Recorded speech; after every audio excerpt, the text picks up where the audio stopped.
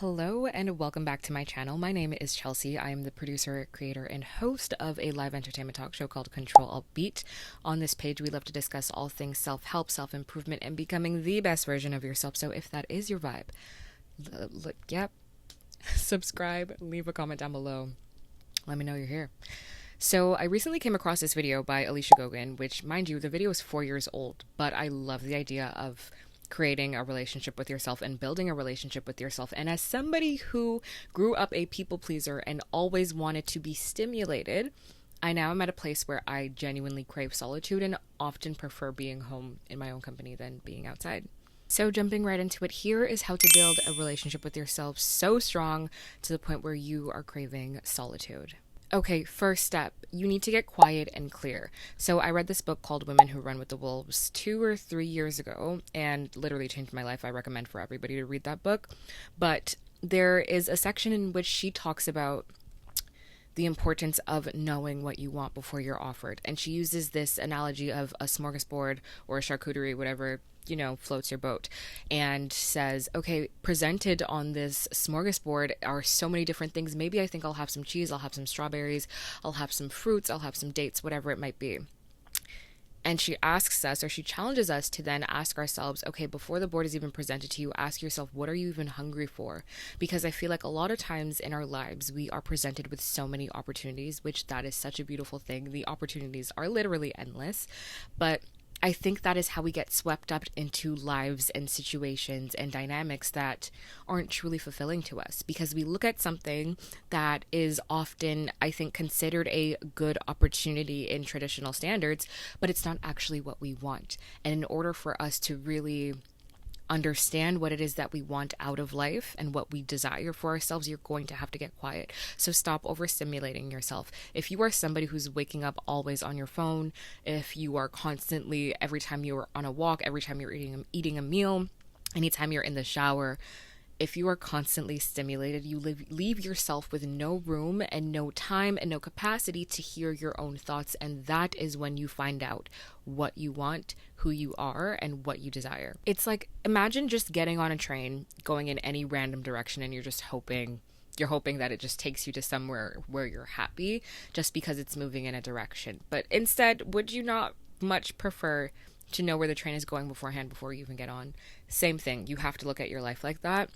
And once you do figure out what you want, who you are, that is how you start to form a relationship with yourself. So this week, I encourage you, take some time for yourself to not be stimulated and notice how much your mind is trying to tell you. Notice where your mind goes, where your thoughts wander to, what you actually desire. You'll learn so much about yourself. Okay, second step, you have to absolutely spend quality time with yourself. And now when I say this, I don't mean being alone and again, being stimulated just because you are alone and you have nobody else to talk to, but actually figure out who you are as a person. People who are scared to be alone are the first that end up losing themselves because they cling on to external factors and people so much so that I think it becomes their detriment. They are so scared to be alone, they don't want to hear their thoughts. They think being alone equates to being lonely, and that's absolutely not what that is. You cannot place your value into things you can't control. Now, when I was growing up, when I was a teenager, when I was a preteen, I absolutely placed my value on other people, specifically just guys. I think a lot of the time I would have a good day if somebody gave me a compliment, if somebody showed me attention, and I think I would not see myself as somebody who was worthy of attention in general, of companionship, of care, and of love a lot of the times, or at least romantic love. Friendships were always great, but because I viewed myself like that and because I didn't have a relationship with myself, all of my joy, all of my happiness and excitement came from external people, and when they would take it away from me, my life felt like it was in shambles. I was crumbling. And like there was just no purpose for me anymore. Do not be that person. We are too grown to be behaving like life is not worth living if somebody doesn't want to talk to us anymore. You are your own person and you can make life what you want. There is so much joy out here. Guys, imagine you can go on a walk and life can be so magical. Lately, I've been going on a lot of color walks with nature. So in my neighborhood, I'll walk around and choose a color before I start walking. And just like really taking in the scenery, looking at the sky, looking at the clouds, looking at the flowers. Oh, just like basking in gratitude. And I kid you not, guys, again, I am not exactly where I want to be yet. Like, I've said this in so many other videos, like, I am aspiring for greatness, absolutely, and I am not near there yet. But at the very least, while I am in this process, I am so happy. I am such a happy person. I feel such gratitude for this life that I am living. And that is only because I choose to spend quality time with myself. You are fun to hang out with. I'm sure people have told you that before, so why don't you spend some quality time with yourself? It's as easy as reading a book or doing a puzzle or drawing something or going on a walk, whatever it might be. I know myself, I like to watch a little fun movie on like a Friday night in my room and just create a cute atmosphere. Just ask yourself what you like to do, and instead of waiting on somebody else to do it with you, do it with yourself. So that way, if people are no longer in your life, people don't want to talk to you or hang out with you, your life still has meaning and fun and purpose.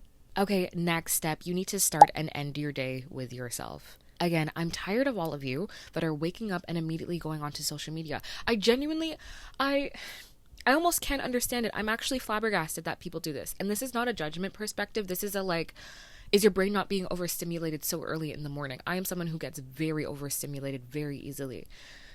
How you start and end your day set the tone for your mood.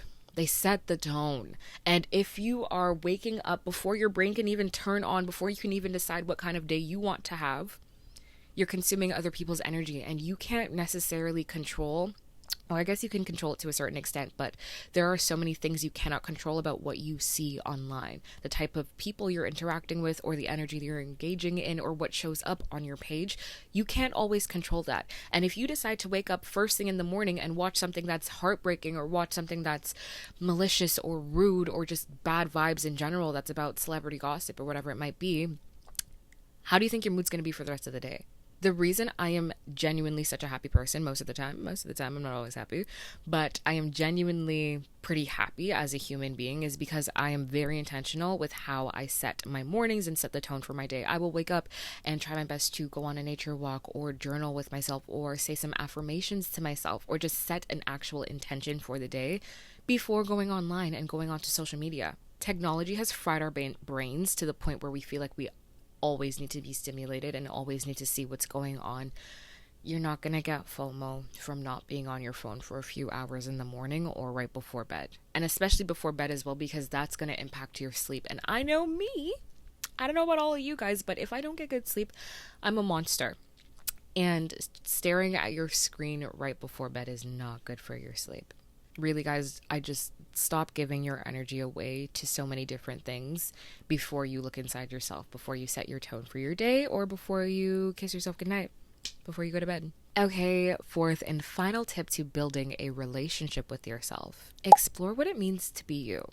Do you know what your joys are in life? Do you know what your triggers are? Do you know how you react in circumstances that stress you out? If you answered no to these questions, you need to spend some more time. You need to spend some more time with yourself. There is so much to not only be learned about yourself through shadow work, through journaling, through just getting quiet with yourself, but also there is so much to learn about the world and about humans in general. I have read so many books that I think just opened up my perspective on how we react as people, specifically The Untethered Soul. That's one that I read recently. Loved that book, and I think it just opened up so much for me. I think once you really look inward, once you stop relying on external things to make you happy, and you really commit to building a connection with yourself. I don't know, it's not that I feel like I'm a superhuman per se, like I'm not, like, it's not that I'm like better than anybody, but I do feel like I am a lot more in tune with myself and my emotions, to the point where I know what triggers me, I know what burns me out. For the most part, obviously there's always more to be learned, but I feel like I'm in a space where even like 4 years ago, I did not really know anything about myself, and I was kind of just navigating life thinking that I was always right, and whenever uncomfortable feelings would come up, I would avoid them. But be that person that goes after them, because that is how you build confidence with yourself. If you have an insecurity and somebody brings it up, and it's an insecurity that you have not tackled yet, that you have not faced, and you've continued to push down to the surface, it's going to trigger you when somebody brings up that insecurity, right?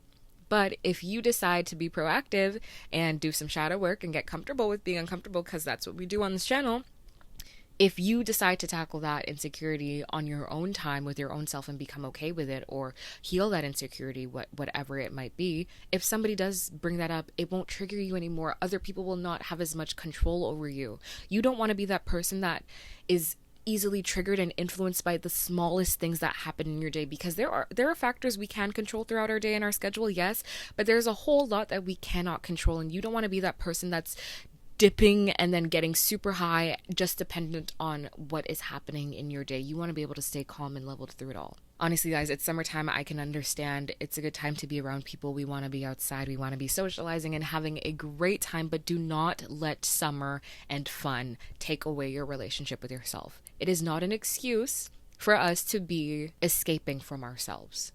Do not use other people, other situations, other activities to distract yourself from your thoughts and your beliefs about yourself, because that is no way to live. And you don't want to wake up one day and realize you know absolutely nothing about yourself and that your life just kind of swept you away because you refused to build a relationship with yourself and ask yourself what you actually want out of life. Get to the point where when people do come into your life, when good things do happen for you, they become an addition and not something that makes or breaks you. Your life is already full with just you in it because you are here on this earth.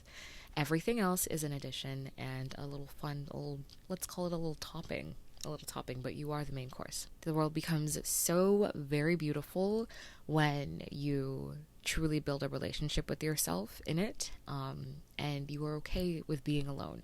So that is all I have for you today. Again, take this from somebody who, guys, I kid you not, I was really a terrible people pleaser. I hated being alone. I was very uncomfortable. I didn't have any interests. Now people are calling me a hobbyist. When I meet people in real life and tell them what I do, they're calling me a hobbyist. Isn't that so freaking fun? So yeah, just build a relationship with yourself. Do not let somebody else be your everything. That's also another topic for another time, but yeah, I hope you have a beautiful day. I am rooting for you. I am wishing you endless I am rooting for you. I am wishing you endless belief in yourself and success after all of the goals that you were chasing. I hope you have a great day. Bye.